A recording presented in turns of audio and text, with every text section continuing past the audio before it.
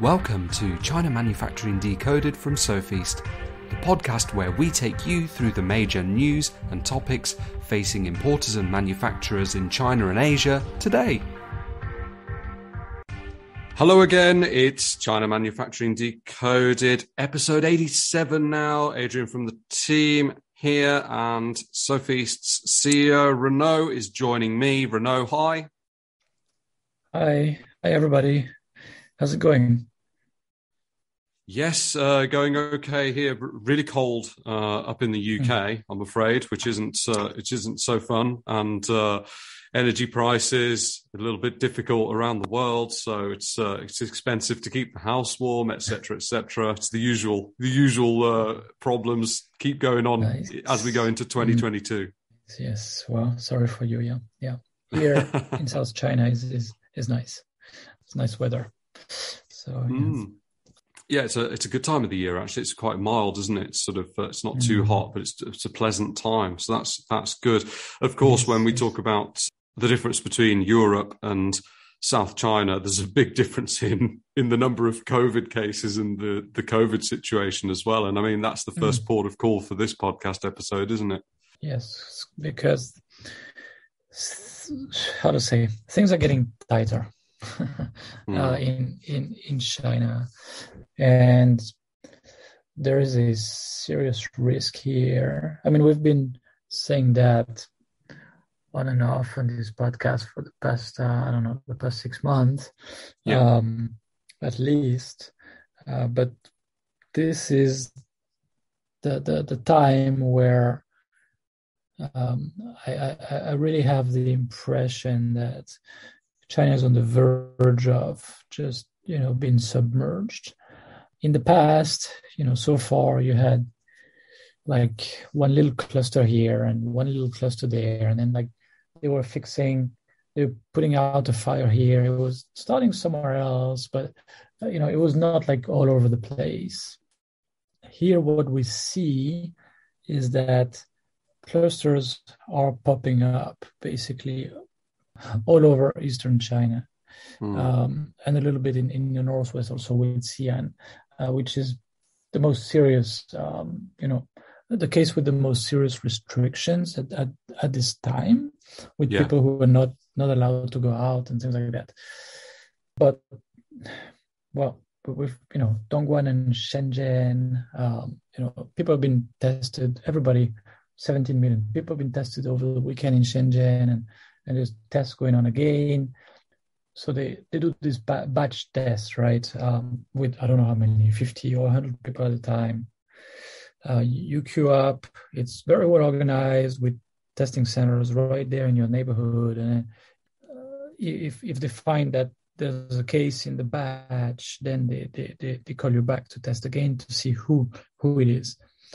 And well, the thing is, in a city like Shenzhen, you're never going to have 100.00% of the people. Plus, the tests are not always working correctly, right? You have people who are positive with a test that shows negative. That just happens. So, anyway, very hard to keep things under control these days. The Ningbo port is kind of starting to be impacted, it seems, or might be impacted. I've read things about that. So there might be again a direct impact on logistics. But you're really talking pretty much all along the East Coast. There are clusters here and there. In Tianjin, they tested, I don't know how many millions of people again. 14 million, I think. Yeah, maybe. And just recently, what did I hear? There's a case also in Dalian in the north. I mean, and this is particularly worrisome because the Olympics are starting in that area. I mean, in the northeast, in and around Beijing, pretty soon. Yeah. So, ouch. The power that be in Beijing are not going to to relax on that. They're going to jump on it and try to squash it, and what, sort of whatever happens to the economy, if it really gets in Beijing and around Beijing, you can expect some very, very serious restrictions there, I think, because they want to have the Olympics go smoothly. I heard that Volkswagen have closed 2 of their plants in Tianjin. And I think that's news from today. We're recording on the 13th of January. So this is just happened. I mean, so there's been a lot of talk since Omicron has started going around. There have been warnings in the media, this is going to impact supply chains. And when we look at China in particular, I suppose they're talking about China more than other countries. Of course, problems in India with it, Vietnam, I'm sure, but China's the big one. And the problem with Omicron, I mean, in the UK alone, and I know that France was quite similar to the UK in terms of the cases. I think the cases almost quintupled in about a month. So if that happens in China, where do we find ourselves? Because there's a number of, as you said, big cities that are pretty much locked down at the moment. And I mean, if that keeps going on, do we go into a full lockdown in China? That's a good question. And really, nobody knows. This new variant, it showed in the UK and in France that it just transmits so much faster, right? So much more easily. In France, they say there has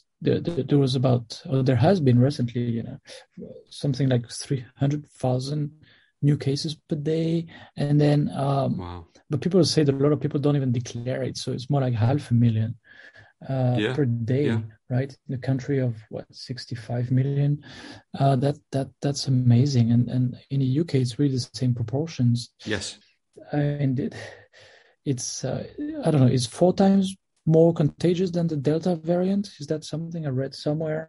Something like that. I know a lot of people that have had this variant, and most of the people, thankfully, they were not particularly ill. So I think that's the big difference. But that's not going to stop China, locking down, because they just don't want it at all, do they? That's for sure. It has become sort of a political statement between the CCP and the population. Let's keep this outside of China. That's is the sign of a good government to maintain good public health, and you can see how effective we are at keeping everything under control. And look at how bad, Brazil and India and the US and so on are doing. These governments don't care about their people. They don't know what they're doing. They're weak government, right? So how do you go from this kind of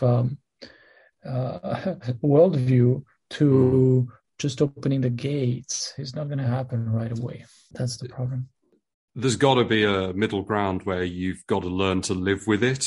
And that doesn't mean just let it rip through the population. But on the other hand, completely closing off, it appears that that's not necessarily working either. So I just don't know. I think it's a concerning time if you've got supply chains in China, because there's a lot of uncertainty, right? Right. So let's look at the timing. Chinese New Year is coming, and the Olympics in Beijing are coming. So they're going to... and Chinese New Year, as I think a lot of people know, is the time where a lot of people who migrated to the cities go back to the hometown. And that is really when a virus can spread the best, because it's absolutely enormous human migration at this period. Now, there are very serious travel restrictions in China right now, within China, right? So if you want to go from, I don't know, let's say somewhere in Guangdong to somewhere in Zhejiang or Jiangsu, you're gonna have to test and test and test, but also you might be put in a hotel for a quarantine, right? So a lot of people are holding off on traveling within China. So there's going to be less traveling over Chinese New Year, especially as the eastern cities like Ningbo, like Shenzhen, and so on, where a lot of these migrant workers are located, have some cases. So they're not going to be able to go back to Hunan, to Hubei, to Jiangxi, to Sichuan, and so on that easily.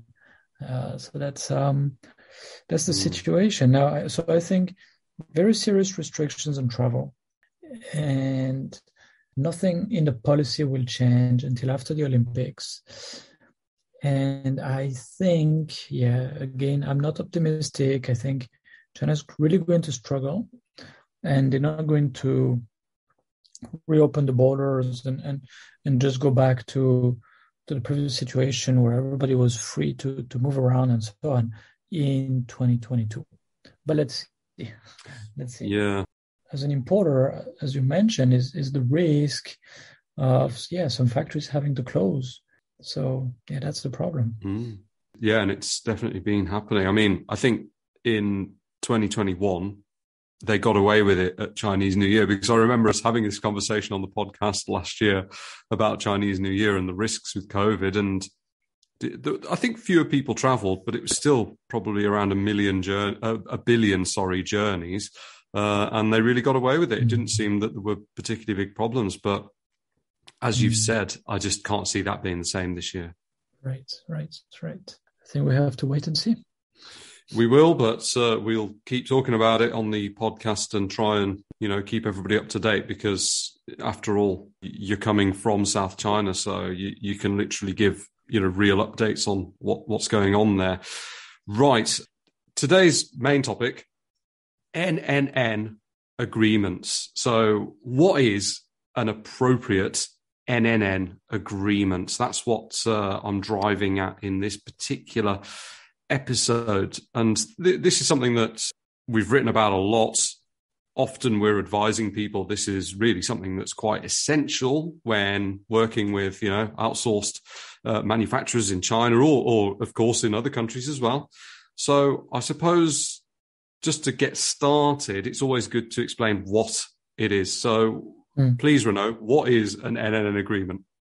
So let's say you have your own product, or maybe you're going to work with a supplier, and even if you distribute their own products, they might, maybe your packaging will be custom designed, or maybe they're going to know some information maybe about your supplier, your customers, or anything that you just don't want them to let's say that you think is confidential.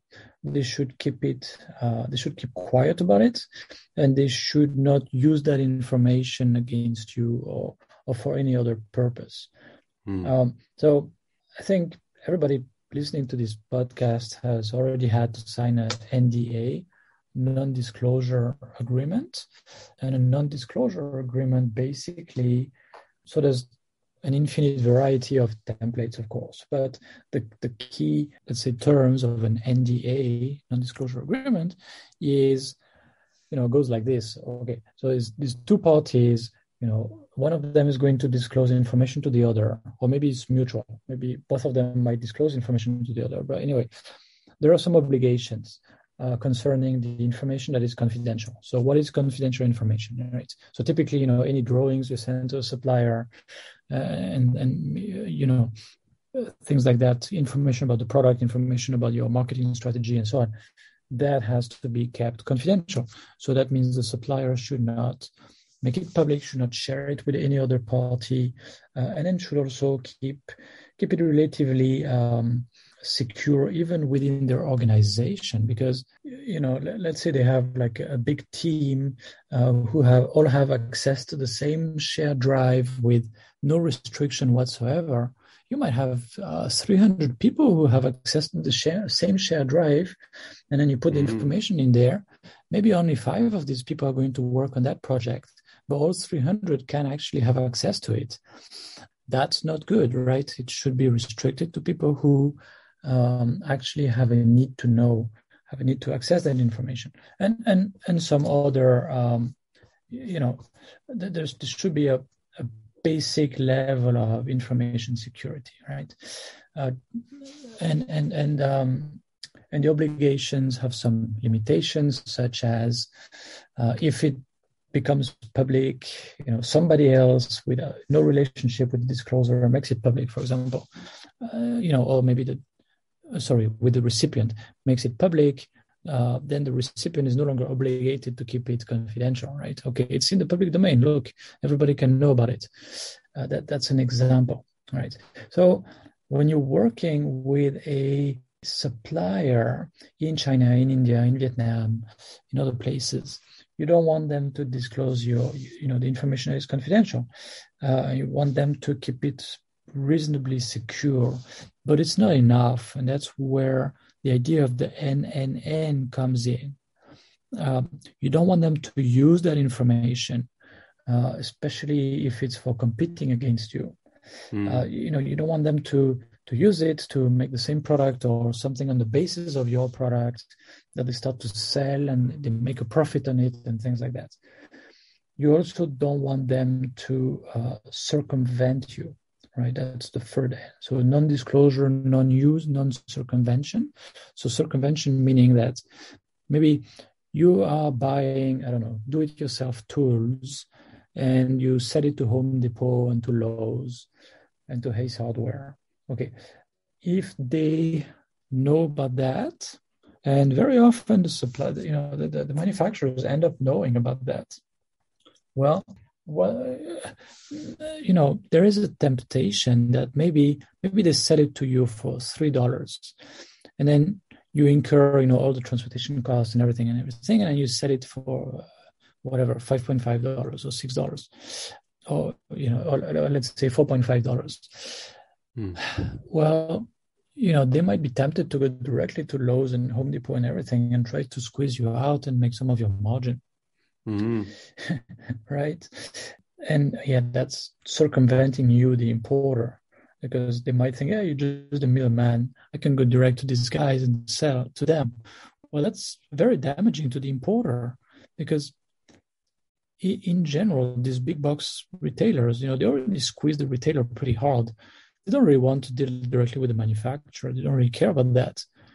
But it means the manufacturer, can't be trusted. It means, maybe they're going to get some lower pricing, so they're going to use it against the importer to put more pressure on the importer, and so on.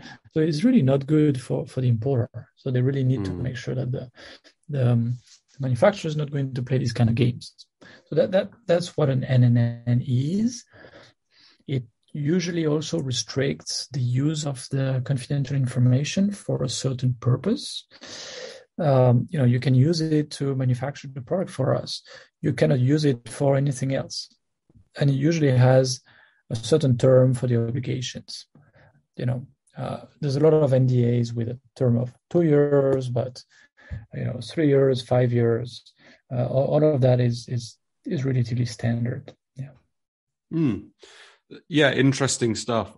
The protecting IP and protecting your business is something we've spoken about, written about, and focus a lot, and for good reason. So all of that makes a lot of sense, and the benefits are there in the title of this particular agreement: non-disclosure, non-use, and non-circumvention. So that's clear so far.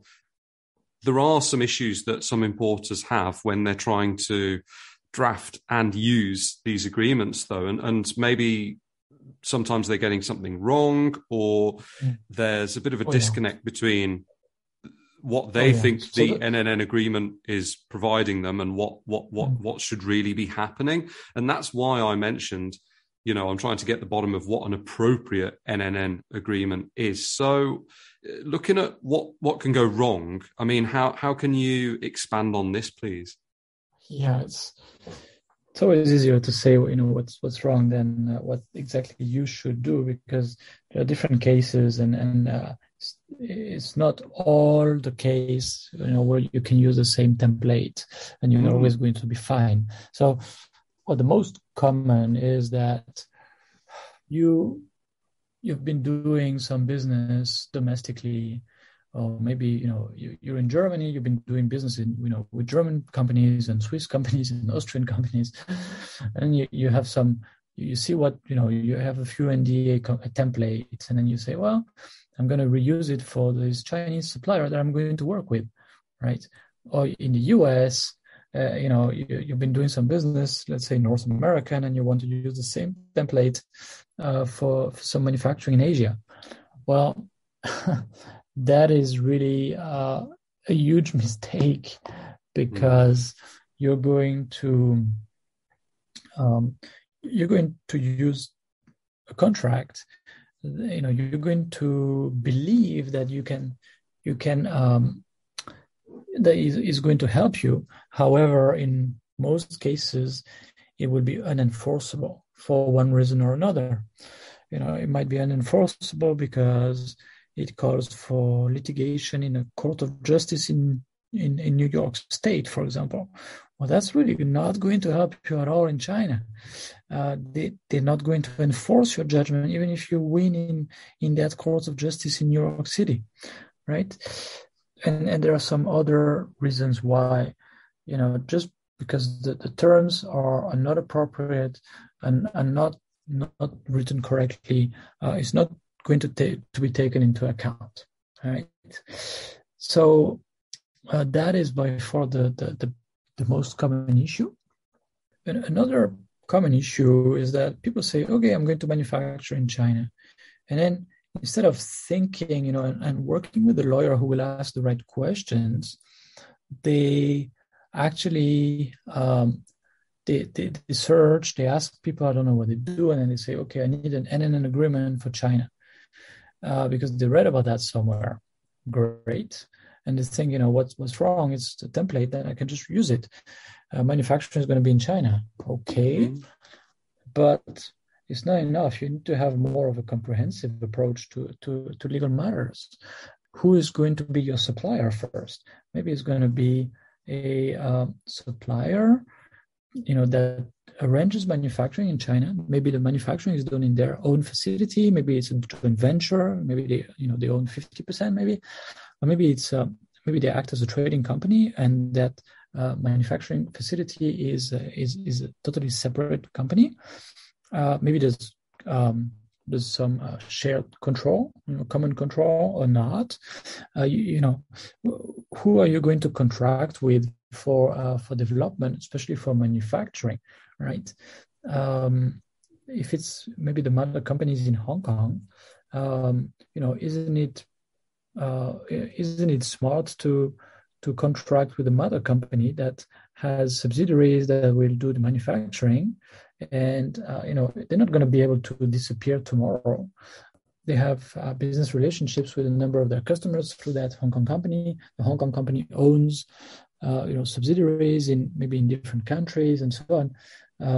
And the good thing about doing it in Hong Kong is that it's much more predictable than Chinese courts. And it's the English legal system pretty much. So that might be good.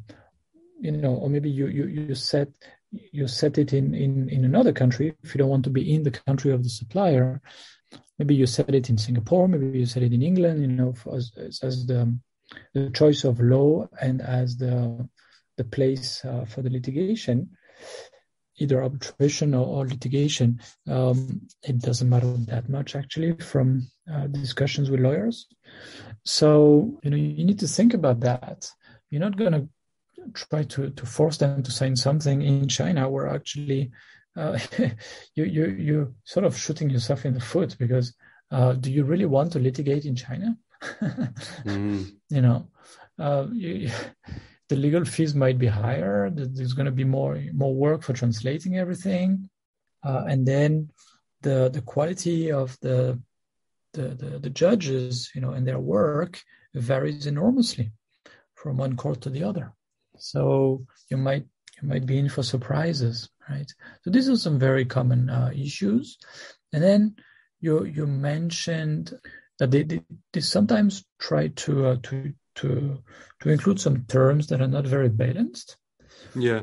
So it's funny because we've had this conversation with a number of potential clients, and they come to us and they send their templates, and we have a look at it and we flag a one or two terms that are, clearly not standard. And we tell them, look, this is not standard. We're only going to sign it if it's, relatively standard. We're not totally rigid, but we're not going to go off the usual path. And then, they come back to us and say, oh, but this, this Chinese supplier just signed it. They say, no problem. Yeah, okay, well, who tells you they actually even read it? Maybe they don't care because they don't think they're going to be sued anyway, or whatever, right? Or they have no idea what they're doing. And there's several examples about that. And we actually wrote an article about that a while ago on the Sofeast blog. There's a few examples. They're kind of funny. The first one is a clothes. An American buyer had that clothes, and he did not really think it was crazy. Now, when I explained it, and he was like, "Okay, that's reasonable. Let's remove it." But it's funny. It said, if it is found that any third party gains access to any of the owner's IP, it is seen as due to the actions of the supplier, unless they prove otherwise. Like, if there's an unauthorized disclosure, by default, it's going to be like your head is going to be, on the line. Your neck's going to be on the line. Whether it's you or not, whether, we don't need to have any proof of it. Actually, you have to prove you have not disclosed it. Like, how can you prove you haven't done something? That is just laughable.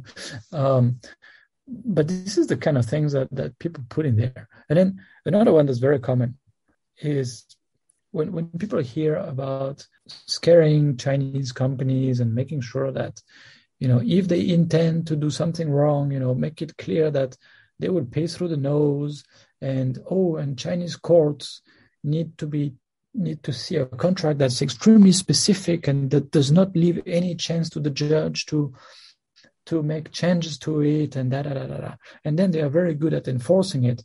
Then what do people do? They say, well, there's an automatic damage, for every breach you have to pay $1 million or $100,000 or whatever. And well, number one, that's dumb, because a Chinese judge, if they think that it is disproportionate, will not apply it. So first, it's not smart. You're shooting yourself in the foot.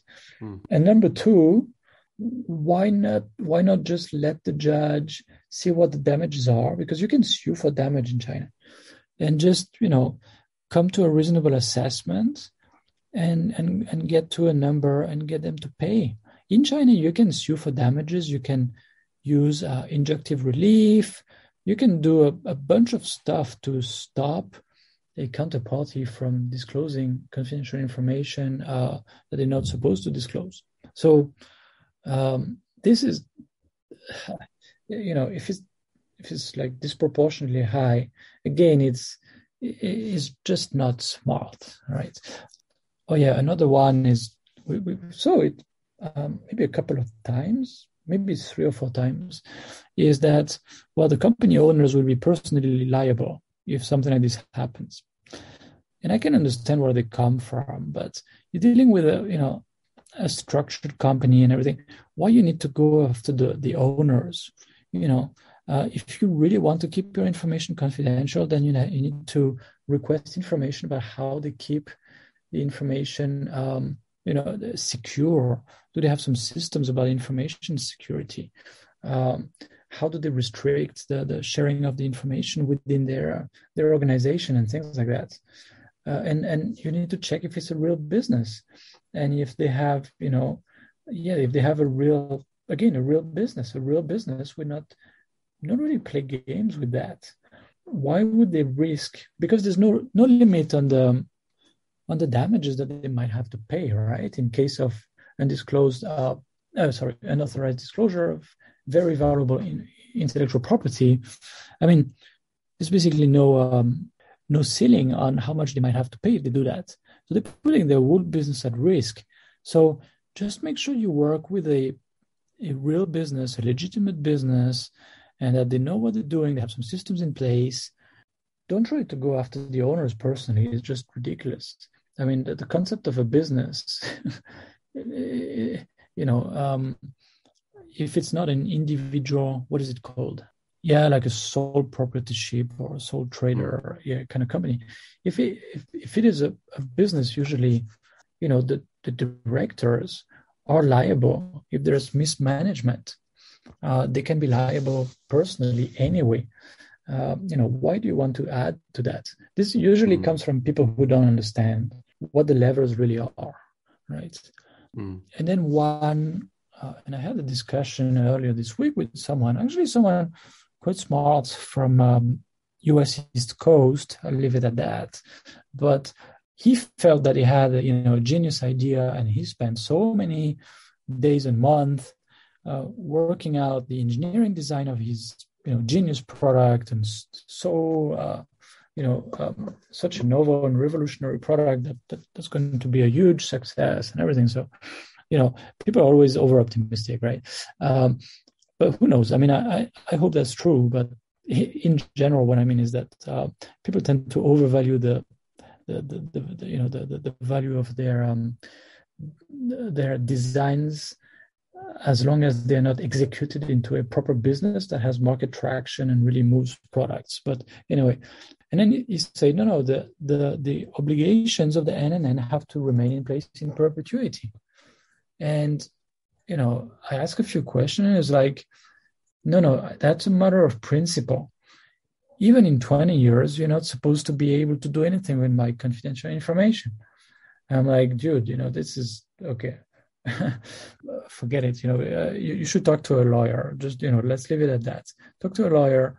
If you understand why it's misplaced, come back to me, because it would be too long to explain. But there's a number of things. First, as a business that actually has a system in place for managing all these obligations, you don't want to accumulate some forever running kind of obligations, right? Because in 50 years, if you do that, you're going to have, 1,000 or 5,000 of these, and you're going to be forced to keep these obligations. It just adds a pretty heavy extra burden on the management of your data, and there's other reasons. I mean, in some cases, just that will show up as an unreasonable restraint on trade, and in some jurisdictions, it will actually make the whole NDA or NNN actually unenforceable, completely void. So you actually have zero protection just because you wanted to go overboard with that protection.